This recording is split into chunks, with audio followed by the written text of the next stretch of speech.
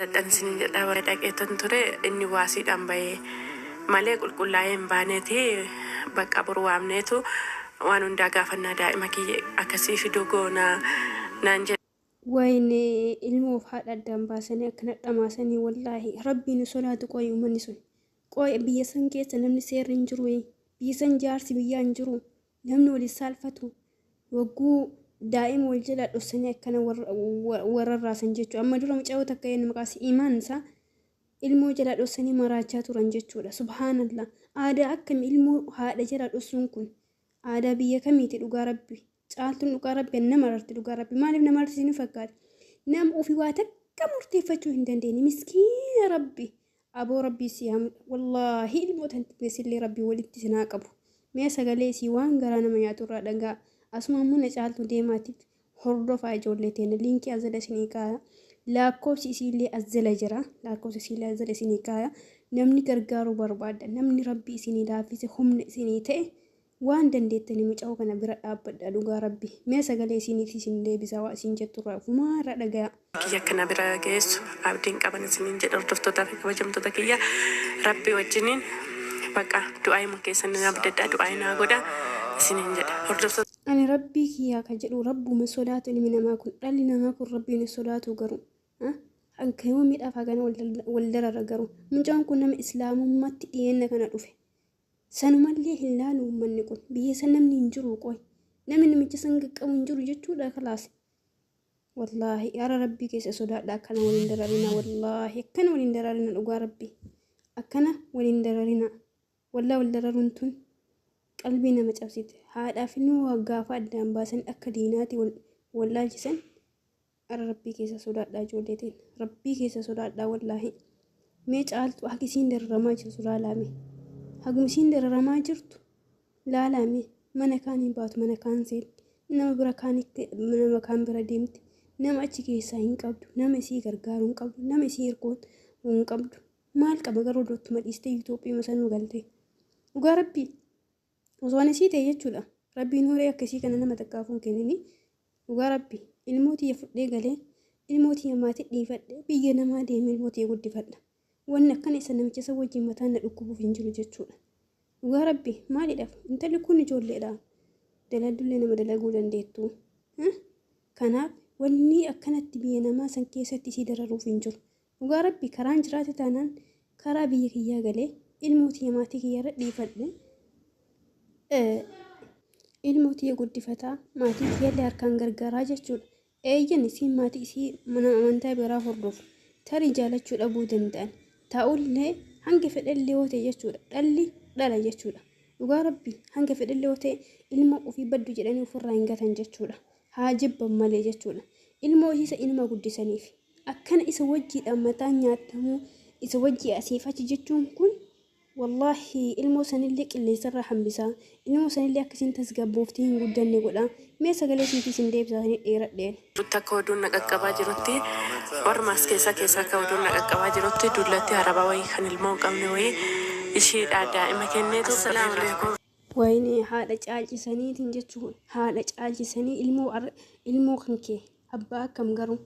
haadha caalchiseetiin ilmoo araba kenne arabni akkasiin guddistu godha subhaanallah. Akkamii yaada dhalli namaa kun garuu barbee badduus taatu haati kun gaariis taatu hiyyeetti taatu haadha fi maaliif badduu bishaanii faati badduun qabdu maal jedhan biyyaa fi haati illee badduun qabdu waan jenna fakkaata bakka tokkotti.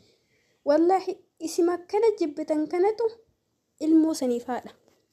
Isima akkana namni hundi xiqqeessu mana hunda irra oofanii akka dhattuutitti dhaabbata dhoorgitan kanatu wallaahi isimatantu ilmoo saniif haadha. Haala rabbii keessa sodaadha warri ilmoo wal jala dhossitan kuni. Dhugaa rabbi warri karoora akkanaallee qabda irraa deebi'aa ijoollee ta'een waanni kun waa fokkisaadha. Wallaahi waa fokkisaadha waa hamilee nama cabsuudha jechuudha. Akkamitti dhala akkamitti dhoksanni haadharraa akkamitti dhala abbaarraa dhoksan nama ila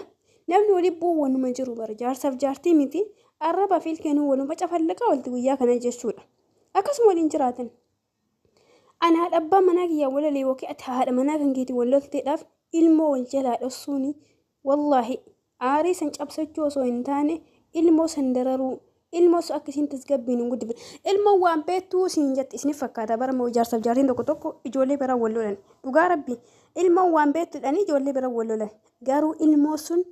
dhugaa rabbi ijoollummaan wanti ijoollummaan qabattelee gadi hin dhiistu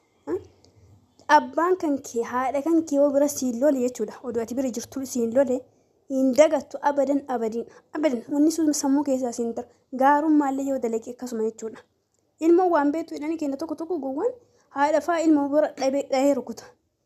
ilmoo sun akkasiin tasgabbiin hin guddifne godhaa jirta obboleessa kiyya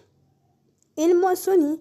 akkasiin tasgabbiin hin guddifne godhaa jirta hayyee ammayyuu waa hin beektu boru wanni kun miidiyaadha viidiyoo kan akkana walirra hojjetaa jirtanii hin argitanii boru dhalli kee kun jechuudha viidiyoo kana argee wayi abbaan kiyya akkana na dararaa ture haadha tiyyarraa na fageessisin jechuun kan kee oolu wayi haati tiyya abbaa kiyyarraa na dhoositee akkana na dararaa turte sin jechuun kan kee oolu hayyee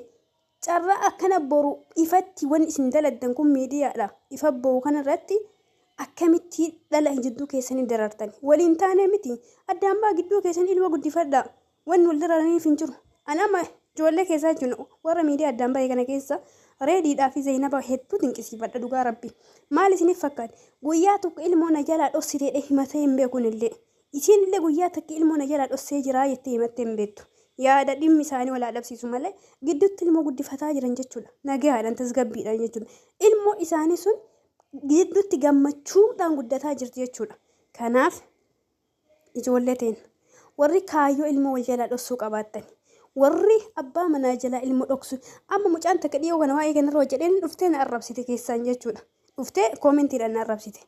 lakki arrabaan duratti wanni an jedhe sun sii fudhatama qabaanna fudhatama sii hin qaban nama arrabsuun illee waan gaarii miti jechuudha garuu mee obboleettii tiyyaate tana arrabsitee fi tanatti qirnatti jetteellee jechuudha ilmoo abbaa isii jalaa dhossiteetiin bu'aa ati argattu hin jiraa billaa aleeki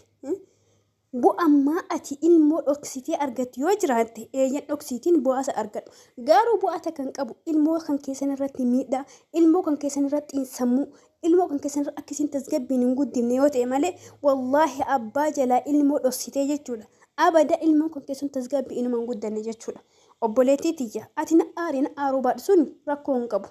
garuu wanni koo haqiiqaadha jechuudha jaarsaaf jaartiin duruma waliin jirti ila yoo rabbiin barbeekatee waliin jiraatanii haga duutanii isiniin jedhe walumaan jiraatan garuu yoo qooda keessa rabbiin gargar godhe ilmoo takka lama sadi jidduu siin kaa'ee adda asin baasan jechuudha hagasuma hireen keessan jechuudha sani amanuu qabaatta jechuudha maa akkana na godhe osoo hin taane wanni sun dhugaadha wanni kun qooda rabbiiti jettetti amanu yeroo sini miirri kan keessi to'achuu dhabuu danda'a miirri kan kee to'achuu dhabuu dandeetta ana ati sii waan irra ga'eef anaan marraa dubbatu tokkoo miti dhugaa qabdalle garuu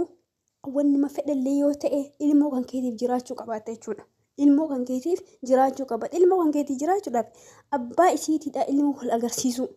haadha isiitii ilmoo sanii wal agarsiisuudha malee akkuma xiinxaarii si godheef akkuma sitti fakkaate gaafa deemte dhalli kan kee jidduu dararama jechuudha waan akkanaa kun ijoollee arabaa biratti baay'ee hammaata jechuudha baay'ata jechuudha sababni isaa abbaan manaa biyya jira ilmoon asii galtee yookiin inni dura qabamee gala yookiin ammoo walumaan galanii isiin biyya arabaatti deebiti yoo isiin maallaqa itti arguu fi jiddii takka wal dhabanii ilmoo hin dubbisiisu jechuudha isiin kushiinaa arabaa keessa deemaatiin maraatti wallaahi wanni akkanaa wallaalummaa isa akira jaahila waan beneedha san ana biratti jechuudha kanaaf obboleeyyan tiyya wal jaalachuu waluma jiru wal jibbuun illee waluma jiru waliin jiraachuun illee waluma jiru addaan bahuunis illee waluma jiru kanaaf ilmu wal jalaa fuutanii waliin darana billaa aleeki lakkoofsa caaltoo jala isinii kaaya namni gargaaruu barbaadan kallattii rabbi isinii laafiseedhaan bilbiltanii gargaaruu dandeettanii isiniin jedhaa ulfaadha galatooma nagatti dhiifama yoo isin balleesse